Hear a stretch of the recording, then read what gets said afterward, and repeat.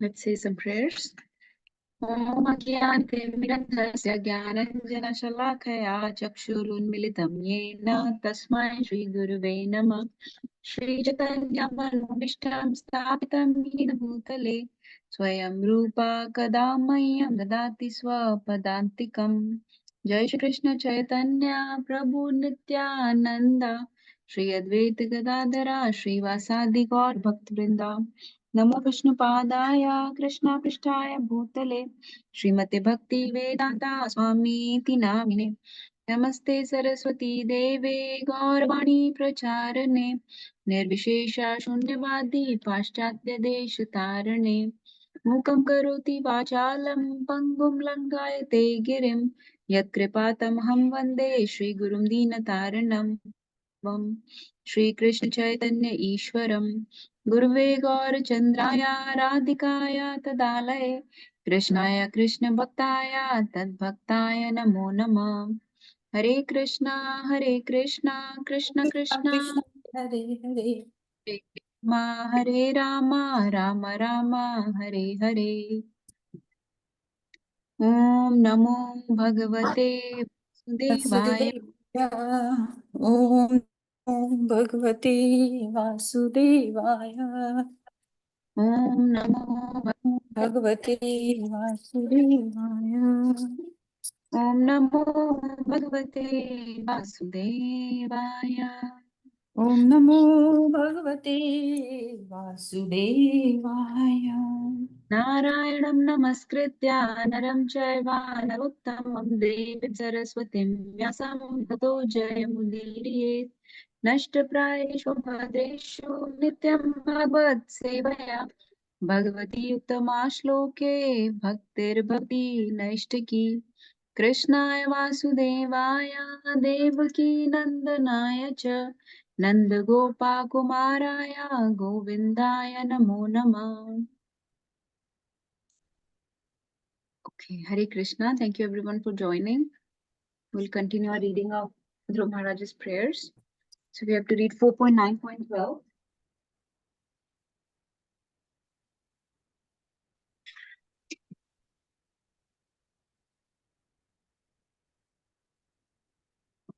Sorry about that. So um, I'm thinking if we could read at least 6 of these today, get till 18, nice. So keeping that in mind, we'll keep the discussion and summarizing short. Prabhupada's purports are very self-explanatory. So I can start this one off and then we'll keep going. Also, if they're very long purports, we can also take turns to read some of the paragraphs so that more devotees can read, because some of the devotees otherwise don't get a chance to read. So if it's more than one paragraph, then maybe different people can split up. Okay, so let's get started. 4.9.12, we'll do lead and follow for recitation. Tena smaranti atitaram priyamishamardhyam. Tena Smaranti Atitaram Priyam Ishamartayam ये चान्वदा सुतसुहृद्गृहवित्तदारा ये Ye Chanva Adasuta Surid Griha Vitadara ये त्वब्जनाभवदीयपदारविन्दा ये Ye Tab Abjana Bhavadiya Pada Ravinda सौगन्धया लुब्धा हृदयेषु कृता प्रसङ्गा Saugandhyalubdha Hridayesu Krita सौगन्धया Prasanga. Translation and purport by His Divine Grace, Srila S. Bhaktivedanta Swami Prabhupada, Srila Prabhupada Ki Jai. O Lord, who have a lotus navel, if a person happens to associate with a devotee whose heart always hankers after your lotus feet, seeking always their fragrance, he is never attached to the material body or in a bodily relationship to offsprings, friends, home, wealth, and wife, which are very dear to materialistic persons. Indeed, he does not care for them. Purport.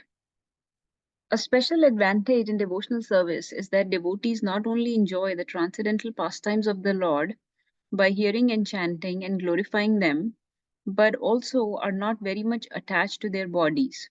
Unlike the yogis who are too attached to the body and who think that by performing bodily gymnastic exercises, they will advance in spiritual consciousness. Yogis are generally not very much interested in devotional service.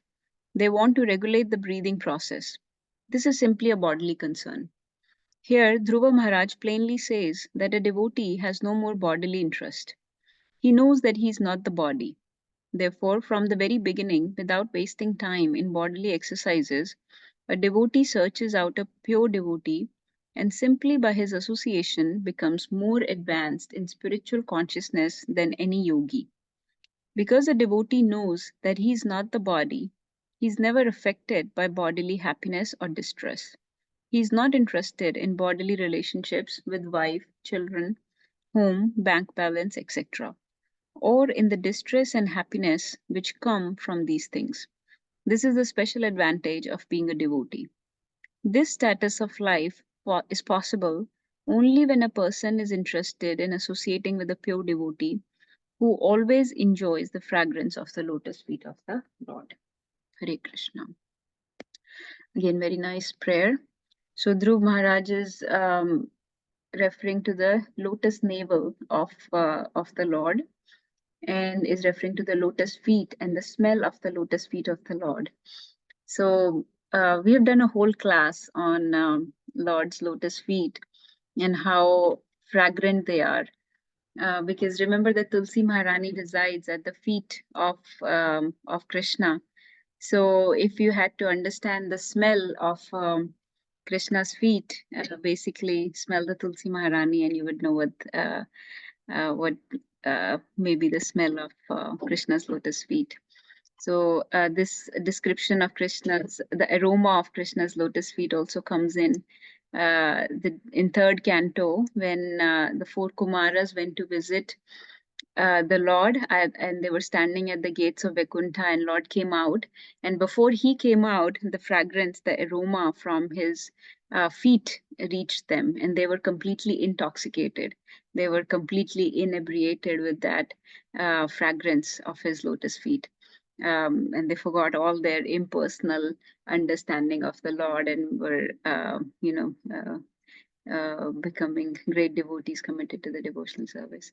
So anyway, so here Dhruv Maharaj is referring to the lotus navel of the Lord and lotus feet, and he's saying those devotees that always hanker for the fragrance of your lotus feet, they are not attached to the material body or to the bodily relationship. So body or bodies, extensions, various identifications and relationships, which are dear to the materialistic people of this world.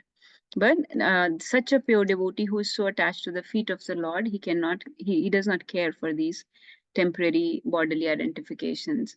And Prabhupada is elaborated to especially mention the yogis, the jnanis, dhyanis, yogis, those ashtang yogis, hatha yogis that practice these type of yogic practices mostly.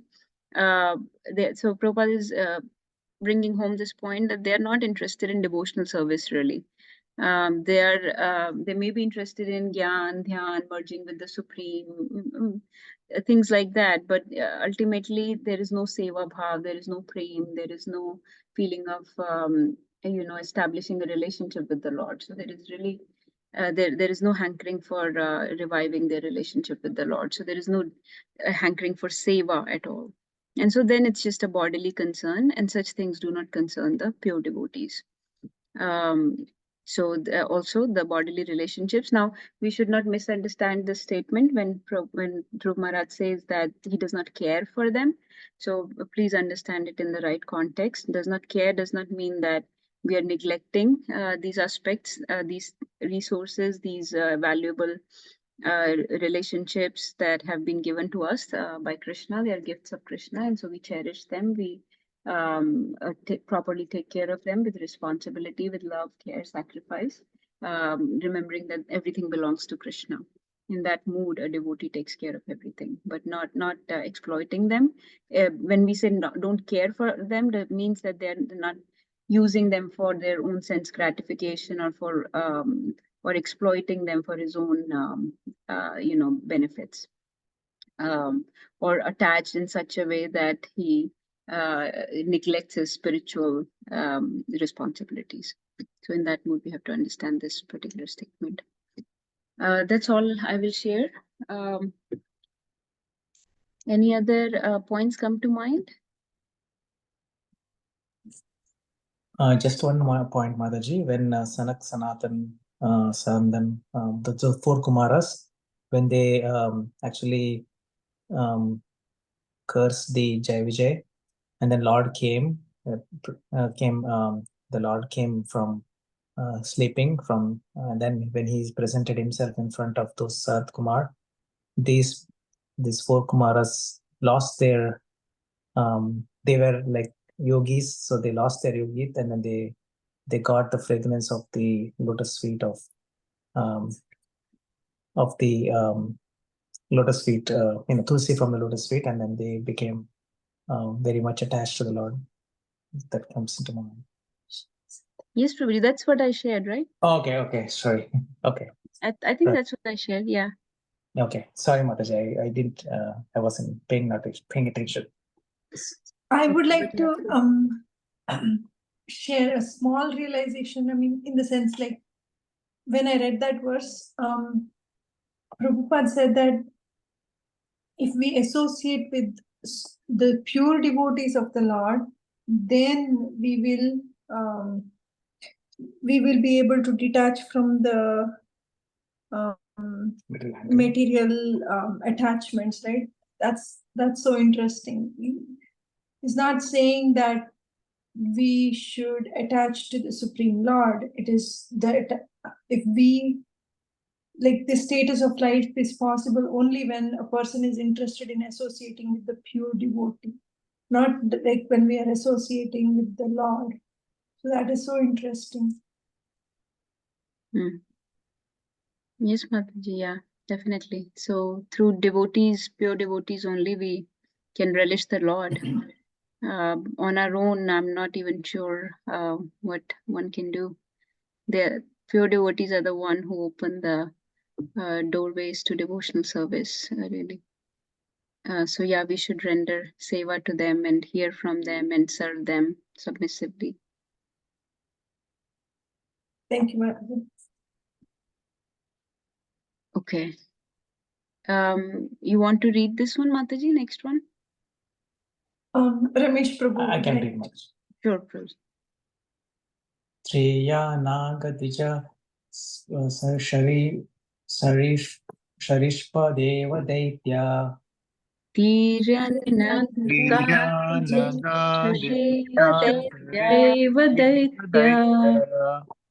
Mritya Abdibhi Parichitam Sad Asad Vishesham परिपरिचतं सदस्य विशेषम् Rupam Stavishtam Ajate Mahad Adi Anekam Rupam विष्टमजते महताद्यनेकम्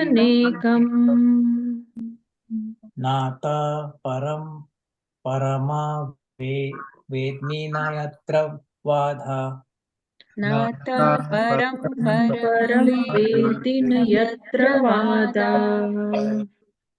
Translation, Srila Prabhupada. My dear Lord, O Supreme Unborn, I know that the different varieties of living entities such as animals, trees, birds, reptiles, devatas, demigods, and human beings are spread throughout the universe, which is caused by the total metal energy. And I know that they are sometimes manifest and sometimes unmanifest, but I have never experienced the supreme form I behold as I see you now.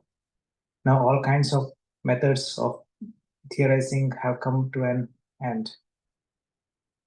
So, purport by Srila Prabhupada. In Bhagavad Gita, the Lord says that He has spread Himself throughout the universe, but although everything is resting upon Him, He is aloof. The same concept is expressed here by Dhruva Maharaj. He states that before seeing the transcendental form of the Lord, he had experienced only the varieties of material forms, which are counted as 8,400,000 species of aquatic birds, beasts, etc. The fact is that unless one engages in devotional service of the Lord, it is impossible to understand the ultimate form of the Lord. This is also confirmed in Bhagavad Gita 18.55. Bhaktya mam abhijanti. Actual understanding of the absolute truth, who is Supreme Personality, Supreme Person, cannot be obtained by any process other than devotional service. Dhruva Maharaj here compares his previous state of understanding with perfection of understanding in the presence of the Supreme Lord. The position Prabhuji, of let's see if somebody would like to read. We'll split so more people can get to read. yes, Maharaj. Mataji, if it's okay, I can read. Yes, Mataji, please go ahead. The position of a living entity is to render service unless he comes to the stage of appreciating the Supreme Personality of Godhead. He engages in the service of the various forms of trees, reptiles, animals, men, demigods, etc. One can experience that one man engages in the service of a dog, another serves plants and creepers, another the demigods, and another humanity or his boss in the office. But no one is engaged in the service of Krishna. Aside from common men, even men who are elevated in terms of spiritual understanding are at the utmost engaged in the service of the Virata Rupa, or unable to understand the ultimate form of the Lord. They worship voidism by meditation. Dhruva Maharaj, however, had been blessed by the Supreme Lord. When the Lord touched his conch shell to Dhruva's forehead, real knowledge was revealed from within, and Dhruva could understand the Lord's transcendental form. Dhruva Maharaj here admits that not only was he ignorant, but by years he was only a child. It would not have been possible for an ignorant child to appreciate the supreme form of the Lord had he not been blessed by the Lord, who had touched his conch shell to Dhruva's forehead. So, Mataji, I want to just summarize. So, Yes, Prabhuji.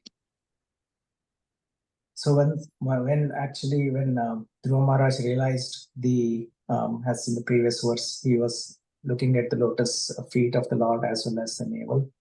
Then he comes to the conclusion that the different species of life that he was seeing, he has seen that, but Supreme Unborn was the something that he experienced now. So being known, experience the Supreme Form, all kinds of he had some doubts, or anybody has any doubts of how the Supreme Lord will look, or his existence. There are so many speculations.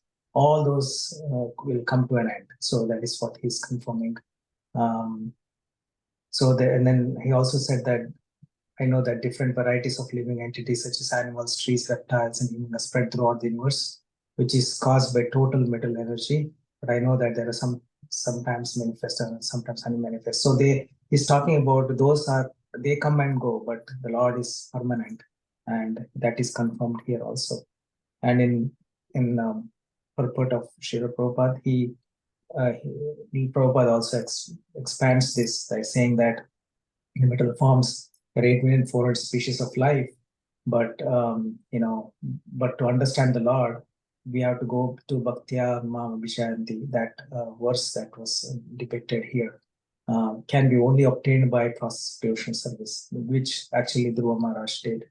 And then, so basically, I was also like Prabhupada is mentioning that not everybody is able to grasp the understanding of Supreme Personality of Godhead, because most of them are either going to the path of yogi, like for spraying the void, or through the Virat Rupa, which is what they're meditating or understanding is. So, but Dhruva Maharaj has the blessings from the Lord.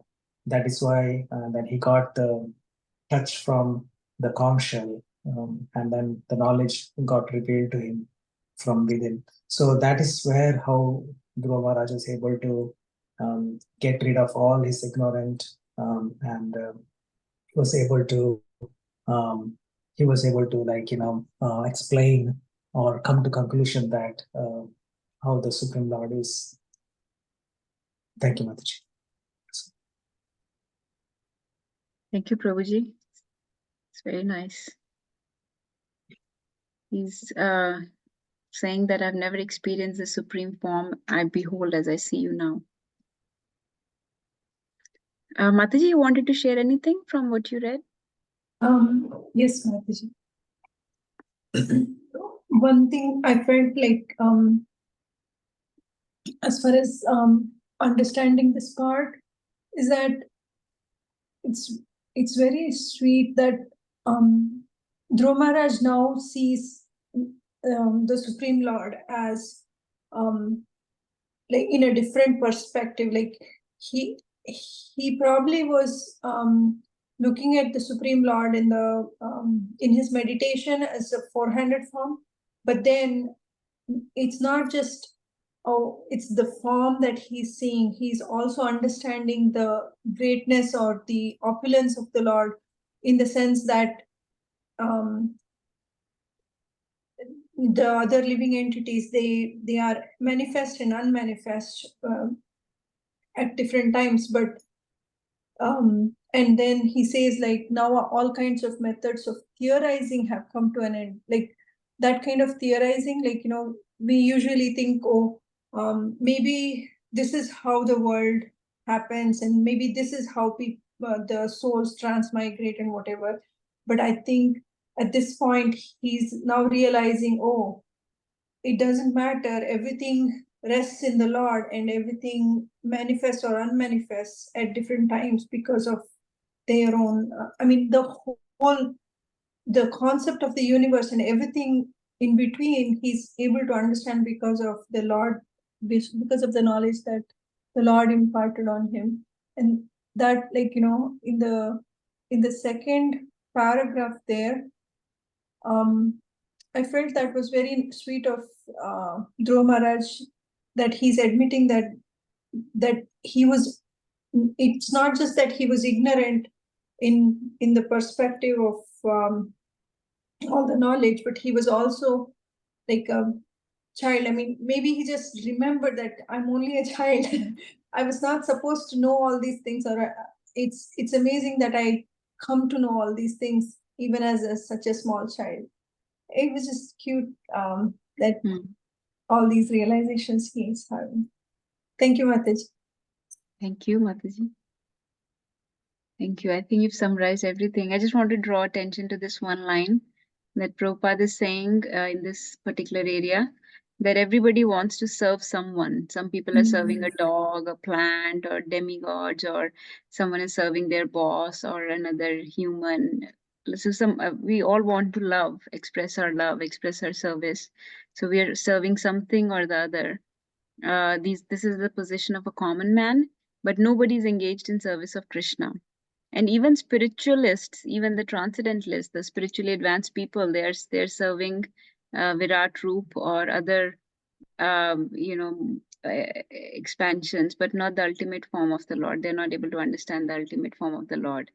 So they're worshipping voidism. So everybody wants to serve something, and they're all serving. Common man and spiritualist, both are serving something or the other. But if only they will direct their love service towards Krishna, which is the ultimate goal of life, the absolute truth, then they could perfect their life. But that's the main thing, and the main thing is missing. So everybody is just missing the point. Is there any other points, or should we keep moving?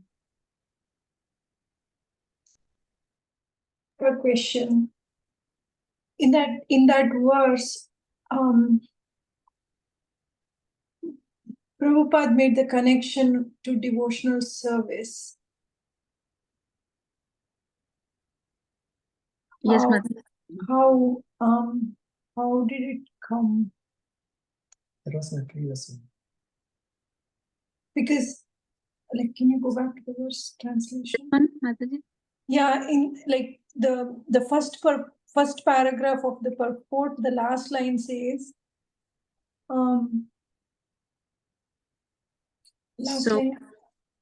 first paragraph, last line, this one? Yeah, That first paragraph, last line. Prabhuji elaborated, right? Ramesh Prabhu elaborated on this that only by devotional service one can see the ultimate form of the Lord. So, since Dhruv Maharaj was appreciating this, the supreme form, in the translation, he's saying he's mesmerized at this darshan. He's very awed at this darshan that, wow, I'm getting to see the supreme form of the Lord.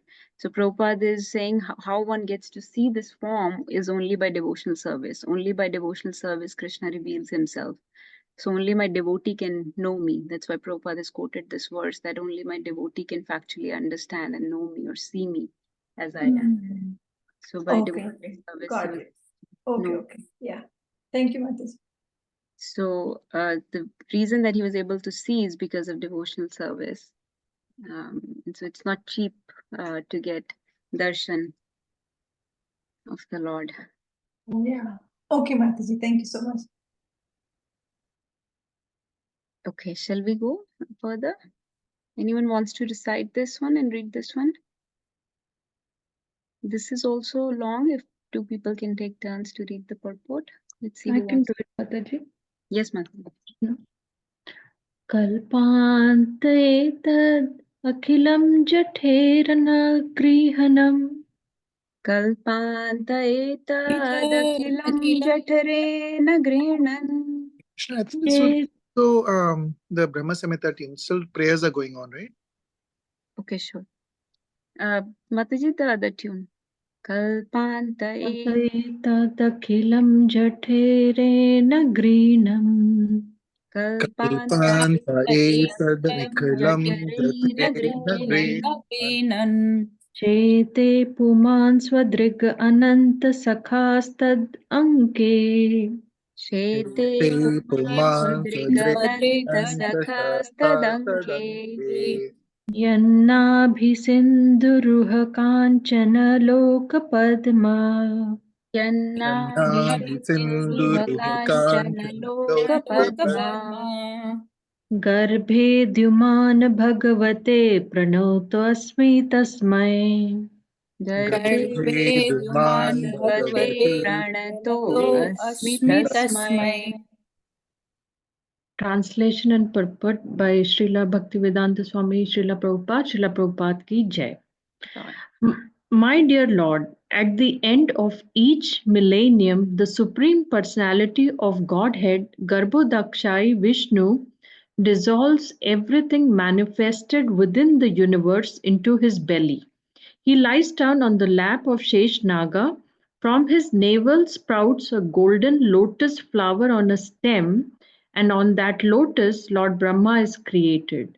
I can understand that you are the same Supreme Godhead. I therefore offer my respectful obeisances unto you. Purport. Dhruva Maharaj's understanding of the Supreme Personality of Godhead is complete. In the Vedas, it is said, Yasmin vijanate sarvam evam vidnatam bhavati. Yasmin vidnyate sarvam evam vidnyatam bhavati. Knowledge received through the transcendental causeless mercy of the Lord is so perfect that by that knowledge the devotee becomes acquainted with all different manifestations of the Lord. Lord Kshirodakshay Vishnu was present before Dhruv Maharaj, who could also understand the Lord's two other forms, namely Garbhodakshai Vishnu and Karnodakshai Mahavishnu. Regarding Mahavishnu, it is stated in the Brahma Samhita, Yasya yaka nishvasita kalam athavalambya जीवान्ति लोमविलजा जगातण्डनाथा विष्णुर्महान् स इह यस्य कालविशेषो गोविन्दमादिपुरुषं तमहं भजामि. At the end of each and every millennium, when all the material worlds are dissolved, everything enters the body of Garbhodakshai Vishnu, who is lying on the lap of Sheshnaga, another form of the Lord. Mataji, you want to summarize till here? Then we can read further. Okay, Prabhupada here is saying that Dhruva Maharaj's understanding of the Supreme Personality of Godhead is complete. So here, I think what he means by that is the different manifestations of the Lord as Garbhodakshai Vishnu, Karnodakshai Vishnu, and Shirodakshai Vishnu, all the other forms. Uh, and their functions or whatever their roles are, that was understood by Dhruva Maharaj. And Dhruva Maharaj is saying that at the end of each millennium, when everything dissolves and everything is manifested into the belly of Garbhodakshai Vishnu, where he lies down on the lap of Sheshnaga, and then from there comes out the lotus flower on the stem, and Lord Brahma is created. So Lord Dhruva Maharaj is saying that he can understand that he's the same Supreme Godhead and he's offering his obeisances unto him. Please add or correct, Mataji. Thank you. Mataji, I don't have anything. Let's complete the verse, then we'll see if anybody wants to share. Anybody else wants to read this paragraph? Hare Krishna. I can continue. Yes. Those who are not devotees cannot understand the different forms of Vishnu and their positions in regard to the creation. Sometimes the atheists argue, how can a flower stem sprout from the navel of Garbhodakshai Vishnu? They consider all the statements of the Shastras to be stories. As a result of their inexperience in the absolute truth and their reluctance to accept authority, they become more and more atheistic. They cannot understand the Supreme Personality of Godhead. But a devotee like Dhruva Maharaj, by the grace of the Lord, knows all the manifestations of the Lord and their different positions. It is said that anyone who has even a little of the God's grace can understand his glories. Others may go on speculating on the absolute truth, but they will always be unable to understand the Lord. In other words, unless one comes in contact with a devotee, it is not possible to understand the transcendental form or the spiritual world and its transcendental activities. Hare Krishna. So here, continuing with, as Sheetal Mataji explained already, the Lord has manifested himself, and Dhruva Maharaj can understand completely the different forms of the Lord. And now Prabhupada is comparing and contrasting that with the atheists who are unable to understand about the form of the Lord, and all the scriptural knowledge to them seems to be fables and stories and not true. So we see that, and Krishna says, "Ye yathamam prapadyante, tam tataiva bhajamyaham." Whatever way somebody approaches Krishna, he reciprocates the same way, and in that purport, Prabhupada has said that he actually, for the atheists, he confirms, or if they want to be atheistic, they confirm their belief in him, that they confirm their belief that there is no God. So they will get more and more, they want to believe there is no God. So Krishna says, okay, if that's what you want, they will become more and more atheistic. So whatever way we approach Lord, we get reciprocation in the same way. So whereas a devotee who wants to understand the Lord, then eventually we say one of the ways we know that we are progressing in Krishna consciousness is if we are getting more and more association of devotees, of senior Vaishnavas. So that is one way that we can know that we are getting, Krishna is, our sadhana is going in the right direction. And again, like Mataji had earlier mentioned, that here it is said that actually devotees, through the devotees, one can understand the Lord. Otherwise, We need mercy of the devotees and mercy of the Lord for understanding. Hare Krishna. Okay, thank you, Nagarjan Prabhu. Thank you, Sheetal Mataji. Wonderfully explained. I don't have anything to add here.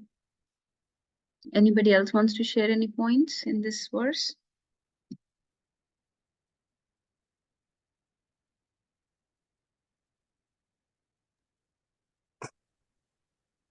Mataji, the here I think the one important point Prabhupada outlines is the Vishnu that Dhruva Maharaj was seeing was Kshirodaka Sai Vishnu, who is actually residing in the heart, right? So he that same Vishnu appeared in front of him. So maybe that is how he was Prabhupada was relating. Yes, Prabhuji. Thank you. I really like this point that Nagarjan Prabhu made nicely. That ye yathamam prapadyante. So if they want to disbelieve, then Krishna will make that disbelief stronger and they become more and more atheistic. We've heard this in context with other demigods and all, that if they want to believe in those, then Krishna makes those beliefs strong too. But also in terms of atheism, if they want to turn away from the God, from Supreme Lord, then Krishna lets them. He doesn't force anyone to come towards him.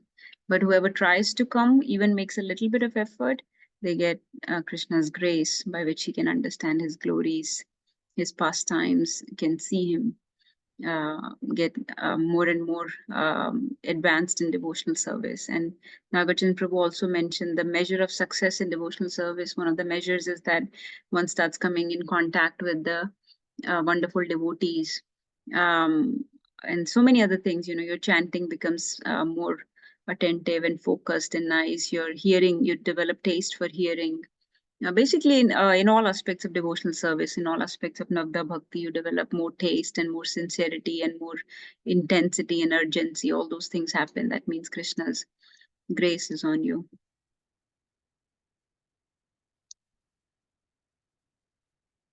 Okay, let's keep going then. Who wants to decide and read this next one?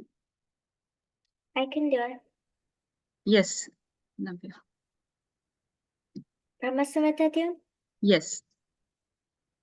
Okay. Tvam nityamukta parisudha vibhu atma. Tvam nityam Nityamukta parishuddha vibuddha atma.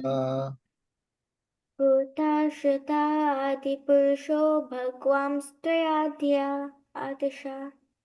Kutastha adi purusho bhagavan strayadhisha.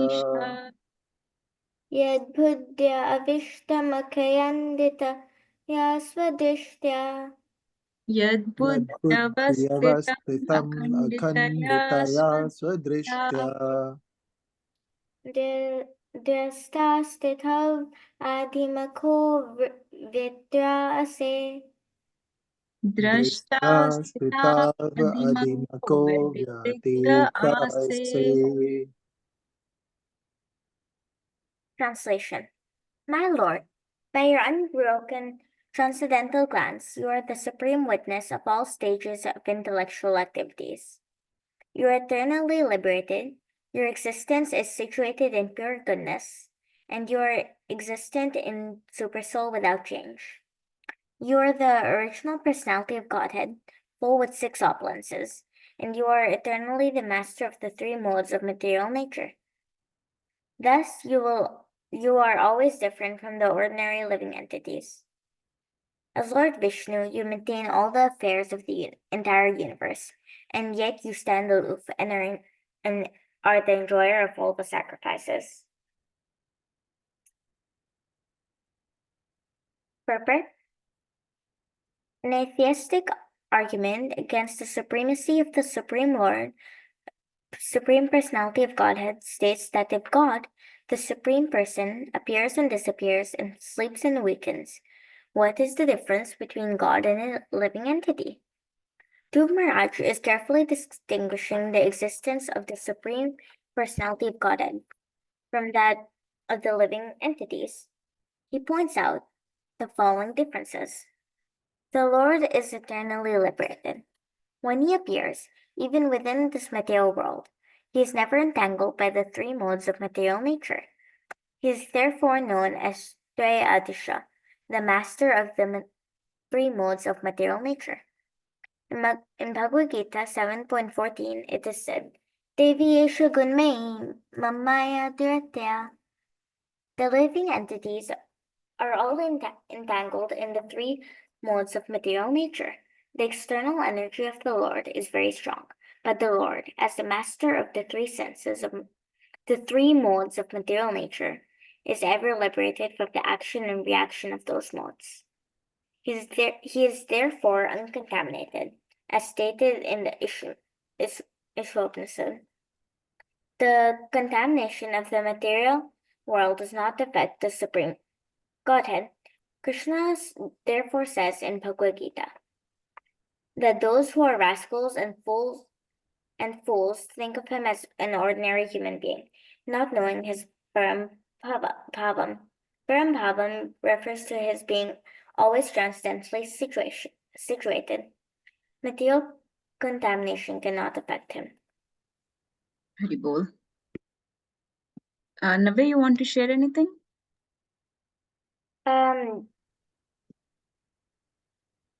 This is just saying how I like how Prabhupada's saying that he's saying that the atheists are always saying that what's the difference between Krishna and just a normal living entity, and Dhruva Maharaj is showing us this difference with all these things. He's saying that thus you are always different from the ordinary living entities.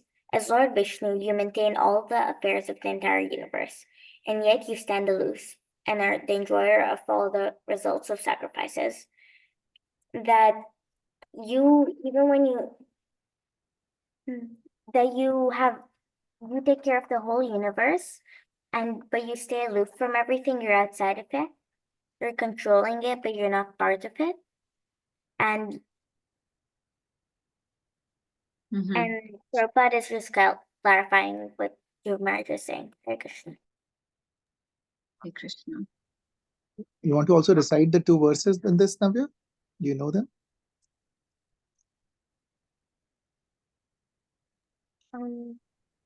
7.14 and this Param Bhavam Ajanantam.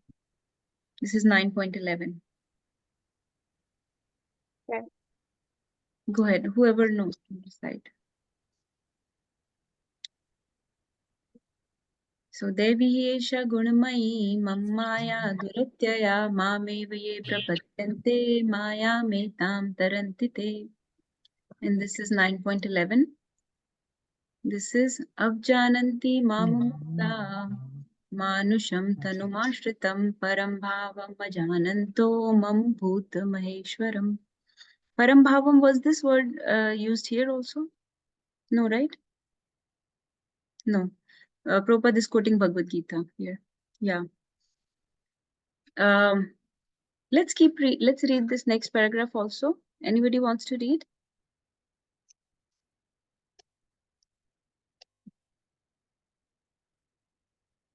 We have several devotees in the call. Anyone? Rekha Mataji, Rakshita Mataji. I can read, Mataji.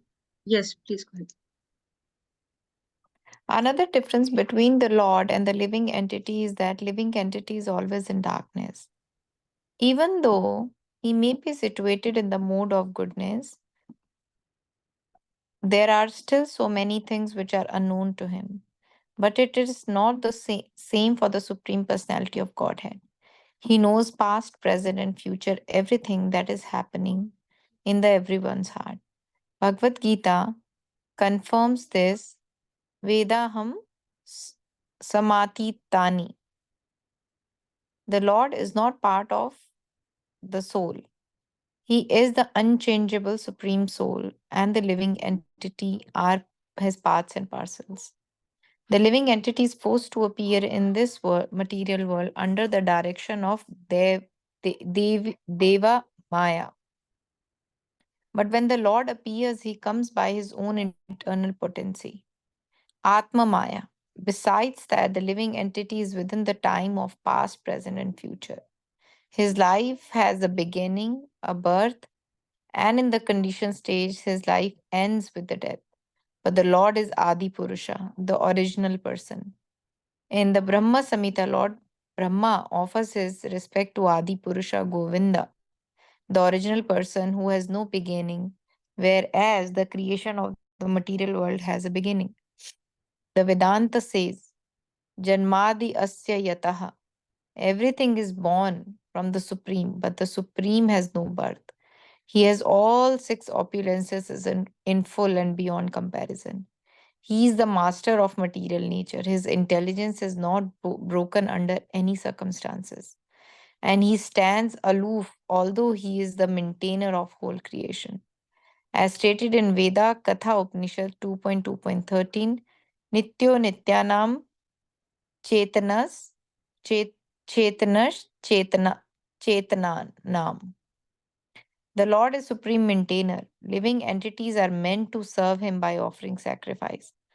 For he is the rightful enjoyer of all results of all sacrifices. Therefore, everyone should engage himself in the devotional service of the Lord with his life, his riches, his intelligence, and his words. This is the original constitutional position of the living entities. One should never compare the sleeping of an ordinary living entity to the sleeping of the Supreme Personality of Godhead in the causal ocean. There is no stage at which the living entity can compare to the Supreme Person. The Mayavadi philosophers, being unable to adjust to all this, come to the conclusion of impersonalism, of voidism. Hare Krishna.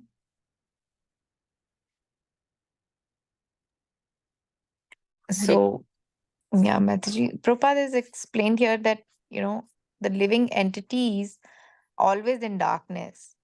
So we come to this, we take birth and then we die. But that is not the case with Krishna. So we come here due to some Devi Shakti, right? Devi Maya, right? We are in this material world, and which has been taken care uh, by the Maya Shakti of Krishna. But when Krishna has to come and appear in this world, or in the material world, or different universes, for any reason, it's out of his own will, which is his internal potency. So Krishna, we is not under the influence of any modes of nature, whereas the one, like a living entity who takes birth, actually acts or according to the different modes of nature. Krishna is the supreme personality of Godhead. Although we are the part and parcel of Krishna, but we are in a very small quantity actually. So we are controlled by the so many factors in this material world, whereas when Krishna comes, he comes for a purpose, and he comes by his wish, and at the same time he can leave the world or go, from by his own wish. He's ever youthful. He's the master of, he has all the six opulences to the fullest. Whereas in the material world, if somebody gains something, or knowledge, or money, or any opulence, that is not where, like, I cannot even say in a percentage of what Krishna has. But everyone receives everything in this material world by the mercy of Krishna. So whatever we have, the right intelligence, or the right uh, understanding is that whatever I have, I should be using that. First of all, I receive whatever I have is by the will of Krishna, by the mercy of Krishna. I'm not capable of it, but He made me capable of doing this. So now, whatever I have, if I have intelligence, if I can preach about Him, if I have, if I've earned money, then I should be, serving Him through that. Whatever opulence or whatever you have, you must try to serve Krishna with that. And it's not that we can serve Krishna only with all these great opulences in the life, that you're very intelligent, you are, you can talk very nicely, or you have a lot of money, or, you can serve him only when you have this. Krishna is pleased by only if we just offer him anything with love. So we should, the thought behind everything we have in life is to just be very, very thankful to him, and ultimately try to offer it to Krishna. And you are able to do that when you make Krishna a center of your life, or basically your life, or if you're a grihastha, then Krishna the center of your house. So whatever you receive, you just take it as a mercy of Krishna. And that is in both the situations, when you're very happy, when things are going your way, then also you should be thankful to Krishna. When things are not going your way, then also you should be thankful to Krishna, that maybe he's not, he's just, whatever he gives me is as per my capability. So for everything you should be thankful to Krishna, not blaming him. And Prabhupada is mentioning here that comparison with Krishna, so the people, those who say that, uh, like at the end, Prabhupada is mentioned, like, कई बार ऐसा होता है ना, वो पहले, बहुत पहले हम बचपन में एक स्टोरी सुनते थे कि एक फॉक्स वाली होती है ना, कि वो अंगूर खाने जाती है, जब वो बहुत ट्राई करती है, मिलती नहीं, तो बोलते हैं कि अंगूर तो खट्टे हैं, right? So that way, the one who cannot understand Krishna and do not want to accept the acceptance of Krishna ultimately believes in the impersonalism, says that, okay, we do not uh, accept Krishna in the deity form, but we will do it in some other way. Although all these understanding will take you towards Krishna, but the right understanding of doing it is through the devotional service. So taking the association of the devotees, learning by scriptures and reading these prayers can actually make us believe that the only and only way to uh, to to completely surrender to Krishna, and the having this understanding that Krishna is the ultimate enjoyer. So whatever we do, he'll enjoy, and in that process, I will enjoy to see Krishna enjoying, or I will do So, everything to Mataji, make let's Krishna happy. come back to the purport. We're just discussing mostly the purport only. We'll keep the discussion brief. Yeah, sure, Mataji. So tell me just the key points from like 2-3 lines if you can, because otherwise there can be a lot of discussion on various aspects. So my understanding from this, Mataji, is that Krishna is the one who has all the six opulences. Second, we can't compare it to Krishna, because we are a part and parcel of Krishna, but everything is happening according to his wish. So there is no comparison between a normal human being and the Krishna. An appearance of Krishna is not under any influence. It's just he comes and he appears by his own will, and whereas we are bound by the time or birth and death, so we come here by the Maya Shakti of Krishna. These are, Mataji, the key points I understood from this. Hari Bol. Thank you, Mataji, for sharing. And from what Navya shared, the main point was that Krishna is beyond the three modes of material nature. Prabhupada has quoted Ishopanishad that he's uncontaminated. So he's never contaminated by the three modes. So two words that are used for him is uncontaminated, and he's Gunadhish or Gunatit. This verse is saying he's Gunadhish, he's beyond the three modes. And the second paragraph that Mataji read, mostly describing the supremacy of the Lord. So she hit it nicely, that there cannot be any comparison. So his sleeping, his awakening, his activities, his have no comparison. His disappearance, appearance, sleeping and waking up has no comparison with the ordinary living entity, because he's Gunadhish and because he's supreme. And then his supremacy is being described in the second paragraph. In all respects, he's the supreme. Let's see if we can read one more. So this is pretty long. Maybe 3 devotees can take turns to read. Who wants to decide this?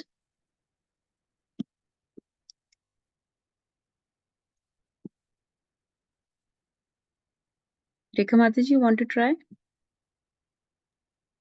Okay, Mataji, I can try. यास्मिन् विरुद्धगतयो हि अनिसम्पतन्ति Yasmin यस्मिन् यस्मिन् विरुद्धगतयो विरुद्धगतयो हि हि अनीशं अनिशं पतन्ति पतन्ति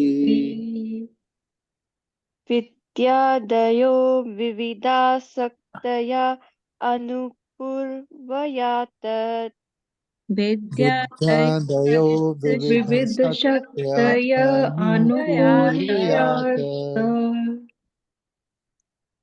तद्ब्रह्म विश्वभवम् एकम् अनन्तम् आधयम् Tadbrahma तद्ब्रह्म तद्ब्रह्म विश्वभवम् एकम् अनन्त विश्वमनन्तमाद्यम् आनन्दमात्रम् अविकारम् अहं प्रपद्ये Anand आनन्दमात्रमविकारमहं आनन्दमात्रमविकारमहं प्रपद्ये प्रपद्ये Translation My dear Lord, in your impersonal manifestation of Brahman, there are always two opposing elements, knowledge and ignorance. Your multi energies are continually manifest, but the impersonal Brahman, which is undivided, original, changeless, unlimited, and blissful, is cause of the material manifestation. Because you are the same impersonal Brahman, I offer my respectful obeisances unto you. Purport. In the Brahma Samhita, it is said that the unlimited impersonal Brahman is the effulgence of the transcendental body of Govinda. In that unlimited effulgent aura of the Supreme Personality of Godhead, there are innumerable universes with innumerable planets of different categories. Although Supreme Personal is the original cause of all causes, his impersonal effulgence, known as Brahman, is the immediate cause of material manifestation. Dhruva Maharaja therefore offered his respectful obeisances unto the impersonal feature of the Lord. One who realizes this impersonal feature can enjoy the unchangeable Brahmananda described here as a spiritual bliss. You want me to read this one too, Mataji? Sure, Mati. Srila Vishwanatha Chakravarti Thakur describes that this impersonal feature, or the Brahman manifestation of the Supreme Lord, is meant for persons who are essentially very advanced, but still not able to understand the personal features or variegatedness of the spiritual world. Such devotees are known as Jnana Mishra Bhaktas, or devotees whose devotional service is mixed with empiric knowledge. Because the impersonal Brahman realization is a partial understanding of the absolute truth, Dhruv Maharaj offers his respectful obeisances.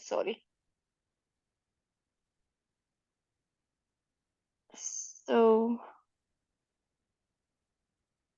um, this one is saying about the impersonal feature of Lord is basically the effulgence of um, coming from his transcendental body, and in that effulgence, we can see the material manifestation. So, Dhruv Maharaj is offering his obeisances onto that impersonal feature. Also, it says that in the impersonal manifestation, there is two opposing elements, knowledge and ignorance. I'm not sure if I am right, but um, it seems like there's dualities in the impersonal effulgence or impersonal Brahman, but because it's a feature of the Lord, Dhruv Maharaj is offering his obeisances um, to the Brahman, impersonal Brahman um, aspect of the Lord. Correct or add, Mataji? I'm not sure if I said it correctly. Yes, Madhuri, I think this is referring to Vidya and Avidya, like we've read in Ishopanishad. There were several verses to explain that. So spiritual enlightenment, going towards Krishna, understanding the Brahman, that is Vidya, and ignorance is many types of ignorance or avidya has been described in Bhagavatam and other places. But basically bodily identification that creates fear, anxiety, attachments, all that is avidya, ignorance. But yeah, you rightly described that he's offering obeisances to Brahman because it is one of the features of the Lord and is all pervasive, unchangeable. All these qualities of Brahman are mentioned. And I think the purport is further describing Brahman more. And Prabhupada is also talking about Gyan Mishra Bhaktas who do not understand the personal features of the Lord or variegatedness, like how dynamic, how beautiful, how wonderful the spiritual world is, how much relationships and exchanges are there, and they're more attached to the Brahman, the impersonal feature. They care about impersonal liberation more than the devotional service. But he's offering to obeisances because Brahman is an all-pervasive aspect, which is like the foundation of this material creation. Can somebody read these next 1 or 2 paragraphs? Whoever has not read. Anand Kishori Mataji, Abhiram Gopal Prabhu, you want to read?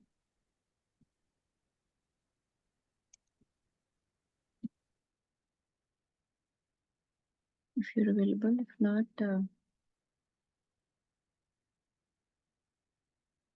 okay, let's see. Anybody else wants to read? Ramesh Prabhu, Nagarjan Prabhu, anyone else wants to read? Sheetal Mataji. I can read, Mataji. Yes, Mataji, go ahead. It is said that this impersonal Brahman is the distant realization of the absolute truth. Although apparently Brahman seems to be devoid of energy, factually it has different energies working under the headings of knowledge and ignorance.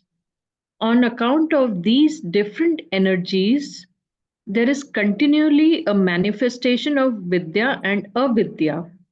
Vidya and Avidya are very nicely described in Ishopanishad. It is said there that sometimes, due to avidya or poor fund of knowledge, one accepts the absolute truth as ultimately impersonal. But in fact, the impersonal and personal realizations develop in proportion to the development of devotional service. The more we develop our devotional service, the more closely we approach the absolute truth, which in the beginning, when we realize the absolute truth from a distant place, is manifest as impersonal. Mataji, please keep reading. People in general who are under the influence of avidya shakti or maya have neither knowledge nor devotion. But when a person who is little advanced and is therefore called a jnani advances even more, he is in the category of a jnan mishra bhakta or a devotee whose love is mixed with empiric knowledge. When he is still further advanced, he can realize that the absolute truth is a person with multi energies.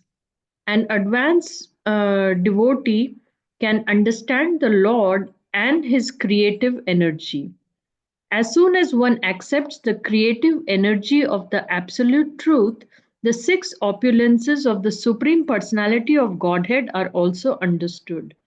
Devotees who are still further advanced in full knowledge can understand the transcendental pastimes of the Lord. Only on that platform can one fully enjoy transcendental bliss. An example is given in this connection by Vishwanath Chakravarti Thakur of a person proceeding towards a destination. As he approaches, he sees the destination from a distant place, just as we see a city from a distance. At that time, he simply understands that the city is situated at a distance. When he comes Still nearer, however, he sees the domes and the flags. But as soon as he enters the city, he sees various paths, gardens, lakes, marketplaces with shops and persons buying. He sees varieties of cinema houses and he sees dancing and jubilation. When a person actually enters the city and personally sees the activities of the city, he becomes satisfied. Very bold. Hare Krishna. माता जी थोड़ा लगता है complex है, but I can try. Sure. तो it is यहाँ पे Prabhupada explain कर रहे हैं कि about impersonal Brahman and just the understanding of impersonal Brahman, Paramatma, and Bhagwan, and mostly Bhagwan. And he's saying that it's generally understood, or people think that Brahman seems to be devoid of energy. वहाँ कुछ नहीं है, but factually it is different energies which are working under the headings of knowledge and ignorance. So thereby there is constant manifestations of vidya and avidya, which is knowledge and ignorance. And due to poor fund of knowledge or due to ignorance, sometimes people accept the absolute truth as impersonal. But the understanding or the knowledge that the personal realization of the Lord is there, Prabhupada is saying that is in direct proportion to the devotional service that one executes. So the more we develop our devotional service, more closely we approach the absolute truth, which in the beginning, when we realize the absolute truth from a distant place, is manifest as impersonal. And below, to explain this, he's giving the example as cited by Vishwanath Chakravarti Thakur about a person that is seeing a city from far. So as he comes into the like as he comes closer, as the person comes closer to the city, he's seeing the city from a distance. But slowly, as he comes closer, he starts understanding about the city. And when he comes still nearer, like he can appreciate, the different aspects of the city. And once he enters into the city, he can actually experience the variegatedness or the varieties of things that happen in the city. So similarly, when a person, by executing devotional service, comes closer towards the understanding of the Lord, he becomes more advanced gradually, and then he can appreciate the multiple energies that the Lord has. So, but people who are under the influence of Maya or avidya or ignorance, they do not have the knowledge nor devotion. So that is how Prabhupada is explaining about different understandings of about a person who is ignorant versus a person who is a jnani, who is even a little bit further in the category of Gyan Mishra Bhakta, where he is, he has some devotional aspect, but and some empirical knowledge also. So he can understand that the absolute truth is some sort of a person with multiple energies. And as further a devotee advances, he can appreciate all the pastimes and the opulences and etc. So that is what I understand, Mataji. Please add. Very bold. Thank you, Mataji, for summarizing. Wonderful. If you remember from our Ishopanishad discussions, we discussed there were 3 verses from 9 to 11, 9, 10, and 11 that discussed in detail about Vidya and Avidya. And if you remember, the definition of Vidya and Avidya kept changing in those 3 verses with the context. So the first verse said that Vidya, such Vidya is actually worse than Avidya. and can take you to the darkest regions of ignorance.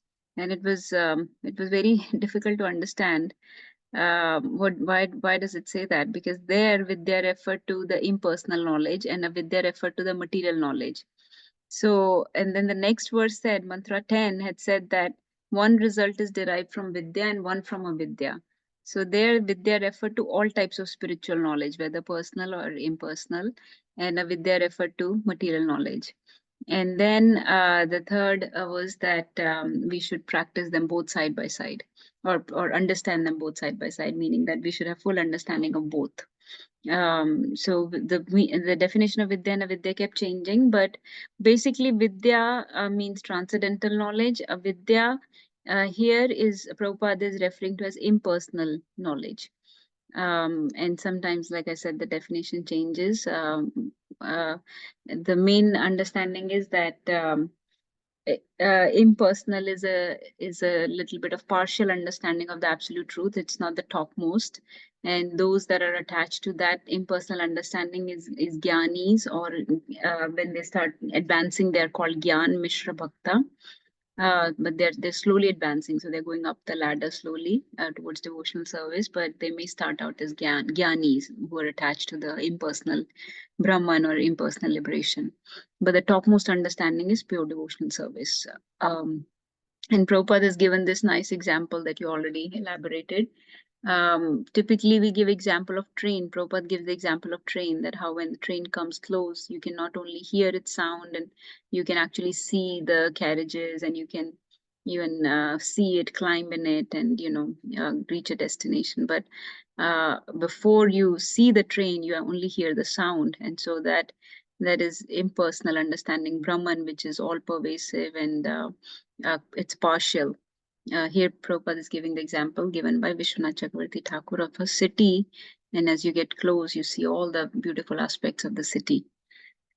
So key point is that Dhruva Maharaj is talking about Brahman here, and that since you are the source of that Brahman, he's offering respects to the Lord. So he's just finding various reasons to offer respects to the Lord, right? He's glorifying all different aspects of the Lord. Many different things he's glorifying, and this is one of them. I think we can stop here. Let's just listen. Let's just talk for a few minutes. Anybody wants to share anything?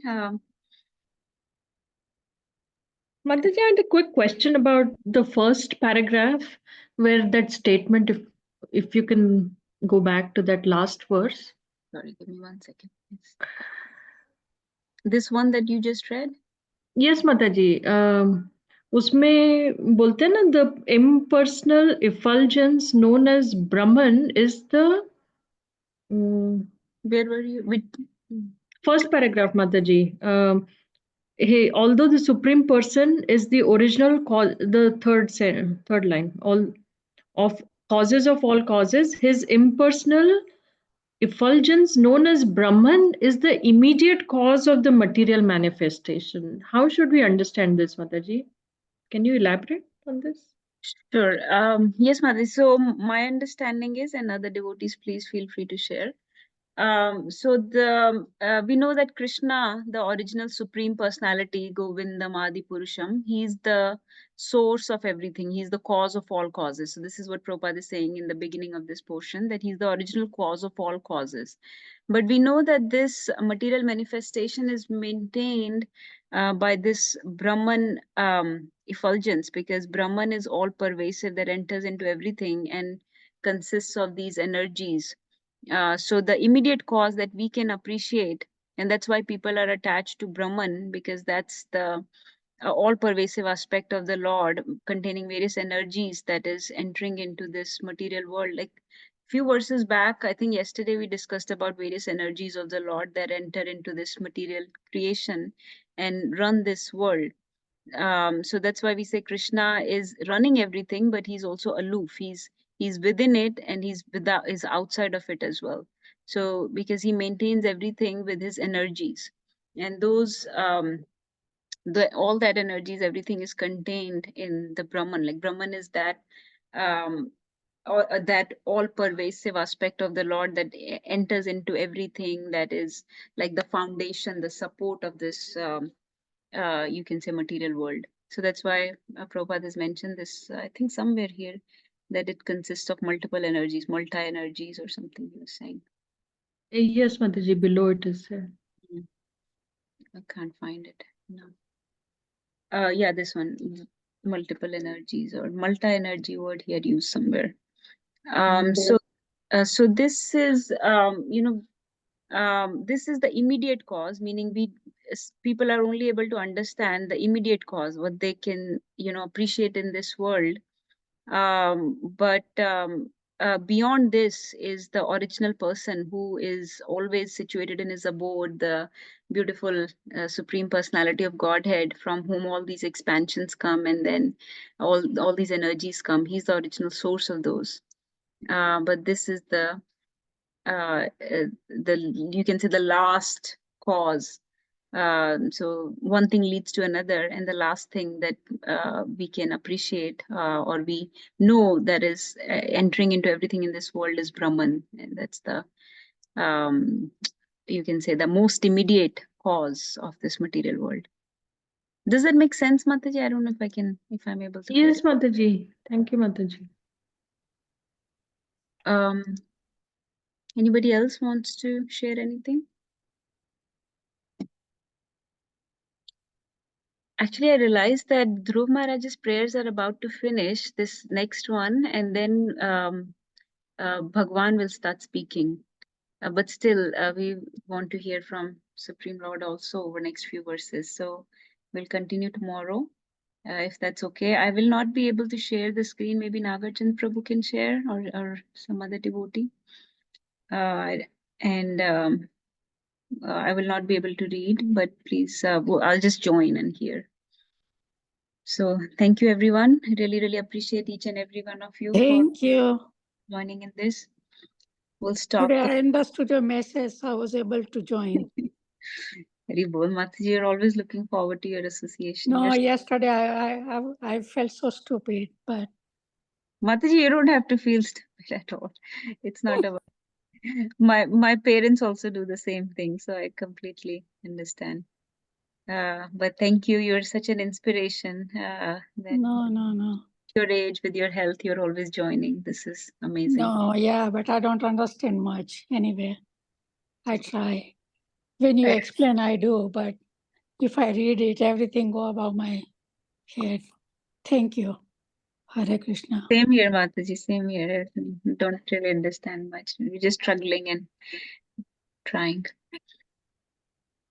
Okay, we'll stop. Vancha kalturubhishcha kripa sindhuvaiva cha patitanam pavanebhyo vaishnavebhyo namo namah. Gurve Gaurachandraya Radhikaya Tadalaya Krishnaya Krishna Bhaktaya Tadbhaktaya namo namah.